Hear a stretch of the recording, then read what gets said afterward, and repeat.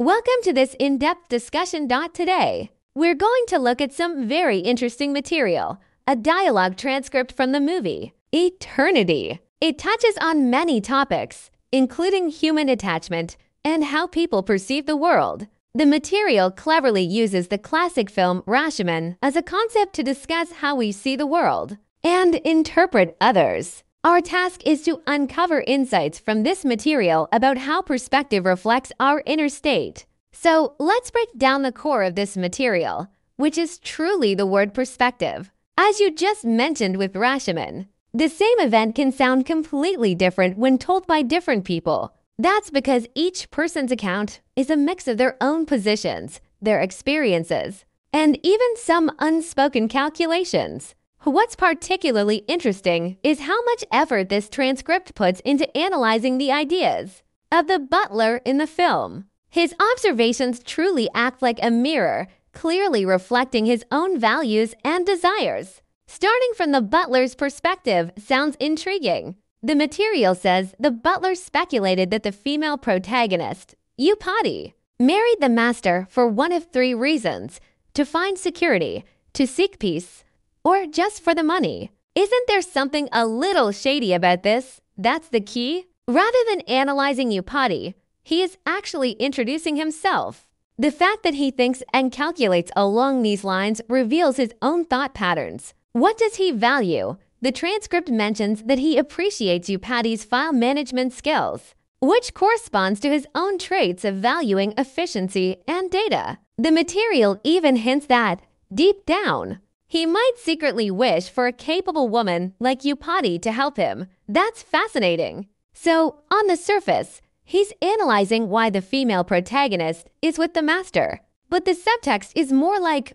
why didn't she choose me? This is exactly Rashomon. When you talk about others, you're actually drawing a picture of yourself. Precisely. The transcript directly states that a wise person can hear what's between the lines and see what the speaker is truly trying to express beneath the literal words. These unintentional revelations, whether they are schemes or personal thoughts, are a crucial key to understanding human interaction. His guess that Upati was after money might also reflect that if he were in her shoes, it might be one of his considerations. This situation of projecting one's own ideas onto others seems to be quite common. The material even uses the example of Donald Trump, saying that those who accuse him often project the bad behaviors they themselves might do or imagine onto him because they are using their own standards to view the other person. This indeed points out a common cognitive limitation we have.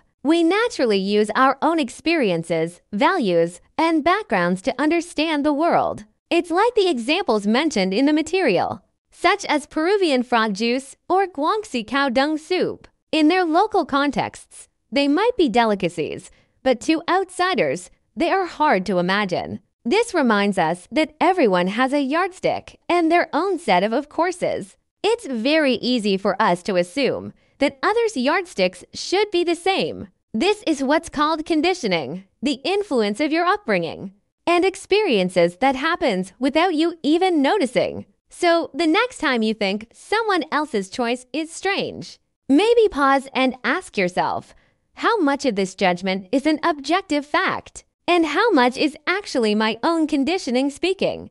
Let's return to a rather shocking scene in the film. The master handcuffing his nephew, Sheng Meng, and Upati together. The material's interpretation of this act is also very unique, calling it an extreme validation, a cruel test of their oath of never being apart. The analysis in the transcript is that the master did this to force them to truly experience what absolute non-separation feels like, to see if this was the true eternity and happiness they desired. This is a nearly cruel way of revealing that clinging to something unchanging can bring immense suffering, and it highlights the essence of impermanence.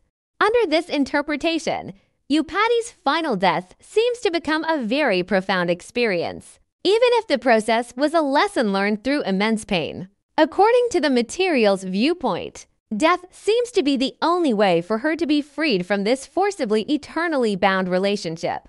Before her death, She had already profoundly experienced the suffering and helplessness this relationship brought, and she realized that everything is impermanent, although the process was painful. This unforgettable experience might become an opportunity for her to avoid repeating similar patterns and attachments in the future. Of course, the material later mentions that the conditioning of future lives could still cause old patterns to re-emerge. This discussion, starting with an analysis of the movie Eternity, truly shows us the very common yet profound Rashomon phenomenon in human nature. Whether it's the butler's perspective, the accuser's projections mentioned earlier, or the tragedy of the characters, everything seems to remind us that what we see as fact has likely been refracted and even distorted by our own filters. The core revelation, I think, lies in how important it is to deeply understand the limitations of our own perspective. As the transcript repeatedly emphasizes, people can only express their own thoughts and can rarely truly understand what others are actually thinking.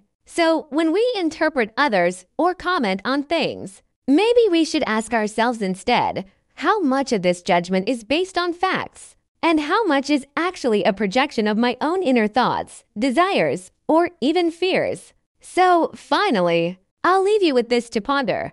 Think back to a recent strong opinion you had about a person or an event. Try to peel back the surface. Can you also detect a little bit of your own unique Rashomon within it? I think this idea is worth pondering carefully. See you next time.